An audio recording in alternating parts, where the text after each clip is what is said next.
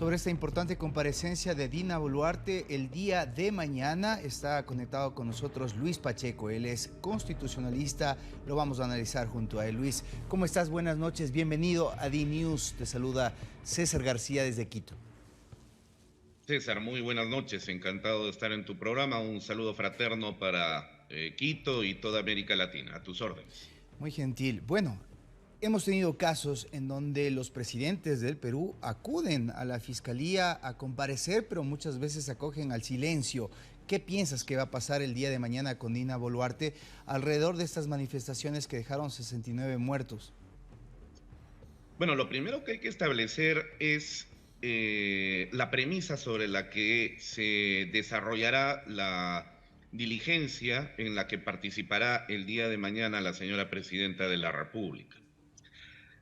Como recordarán los televidentes que están siguiendo las noticias que acontecen en el Perú, entre los meses de diciembre y enero de este año, diciembre del año pasado y específicamente después de ese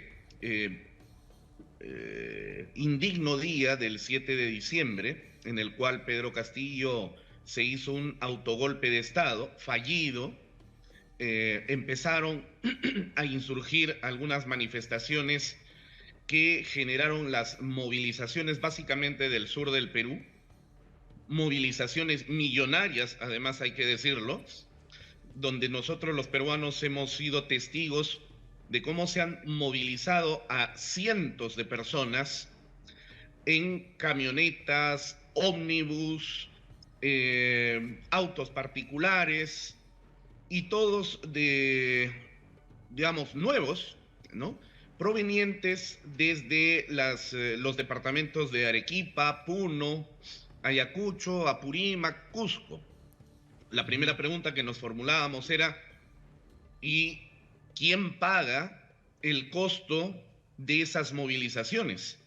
Porque estas zonas al sur del Perú se encuentran por lo menos a unos 2.000 kilómetros de distancia de Lima. ¿Quién paga la gasolina? ¿Quién paga el petróleo? ¿Quién paga el alquiler de estos vehículos? ¿Quién paga la alimentación? ¿Quién paga los hospedajes?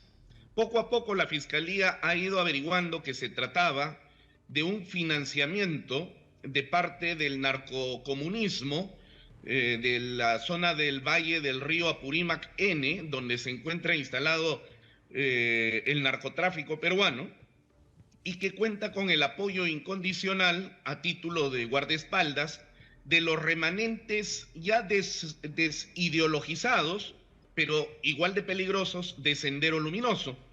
Y también se ha contado con el financiamiento de parte de mineros ilegales que se encargan de la explotación del oro en las zonas sur del Perú, generando actividades criminales propias del crimen organizado y que han sumado confluencia para tratar de desestabilizar al gobierno, derrocar a la presidenta Boluarte y reinstalar a Pedro Castillo, porque el principal apoyo que recibían estos criminales fue Pedro Castillo, cuya campaña fue financiada precisamente, según se ha venido sabiendo gracias a las investigaciones, proveniente de estos sectores delictivos que tanto daño le hacen al Perú y a América Latina. Por lo tanto, el día de mañana la presidenta, yo creo, como lo ha manifestado ella, que va a declarar, porque en efecto necesitamos conocer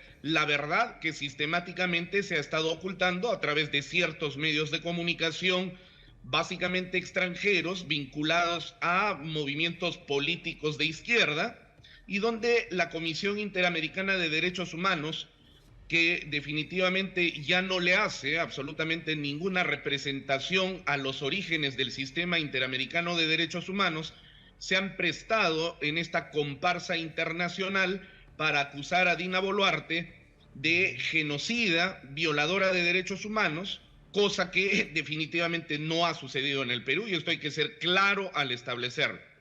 Ok, en ese sentido, lo que tú piensas que mañana deberá argumentar la presidenta es de que se trató de contrarrestar lo que tú acabas de describir, pero que no se violaron derechos humanos. es que dos requisitos indispensables para cometer crímenes de lesa humanidad es, en primer lugar, que el Estado genere una política pública que esté alineada al exterminio de cierto sector social, político o racial del Perú. Entonces, lo primero que tendríamos que preguntarnos es, ¿y cuál es esa política pública? Nadie va a poder responder a esta pregunta por la sencilla razón que esa política no existe. Y el segundo elemento configurador de los crímenes de lesa humanidad es que los ataques sean sistemáticos, es decir, prolongados en el tiempo.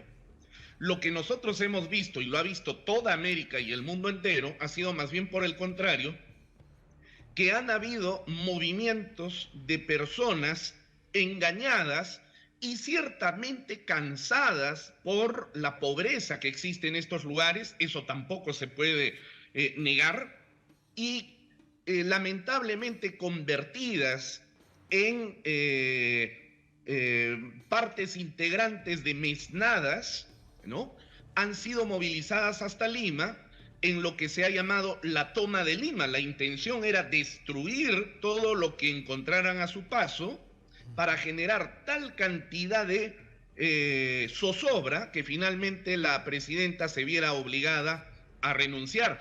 Y es en este contexto que fallecieron los más de 60 peruanos que perdieron sus vidas. Ahora, la pregunta es, ¿quiénes mataron a esos más de 60 peruanos? Esa es la pregunta fundamental. ¿Fueron las Fuerzas Armadas y las Fuerzas Policiales? Particularmente, yo, como muchos peruanos aquí en este país, lo dudamos por una sencilla razón. La presidenta de la República fue categórica y apodíctica cuando le dio la orden al ministro del Interior y al ministro de Defensa que los soldados y los policías que fueran a tratar de controlar los desmanes que estaban sucediendo no portaran armas de fuego. La pregunta es entonces, si la policía y el ejército no portaban armas de fuego, ¿cómo termina la gente fallecida por armas de fuego? La hipótesis que nosotros sostenemos, y es que esta ha sido ya una práctica generalizada de parte de la izquierda y de los movimientos ultraizquierdistas como Sendero Luminoso, el MRTA, que tiene un congresista en el Perú, y el crimen organizado del sur del país, se encargaron de generar los muertos. Como lo dijo la congresista Sigrid Bazán, una congresista de la izquierda en el Perú, las protestas callejeras no nos sirven para nada, necesitamos muertos, porque de esa manera se genera la indignación a tal extremo que se obliga al presidente a renunciar. Y eso fue lo que lograron. Lograron los muertos, pero no lograron sacar a la presidenta porque el Perú la apoyó mayoritariamente. Bien, gracias por tu apreciación, tu análisis que se apega a lo establecido en la Constitución peruana. Veremos qué es lo que argumenta la defensa de Dina Boluarte mañana cuando comparezca en el Ministerio Público. El abogado de Dina Boluarte es un experto constitucionalista, apolítico, y yo estoy seguro que el día de mañana va a iniciarse un proceso de análisis de la verdad y no tal como la ha presentado la izquierda. Muchas gracias, César. Un gran abrazo. Cuídate mucho.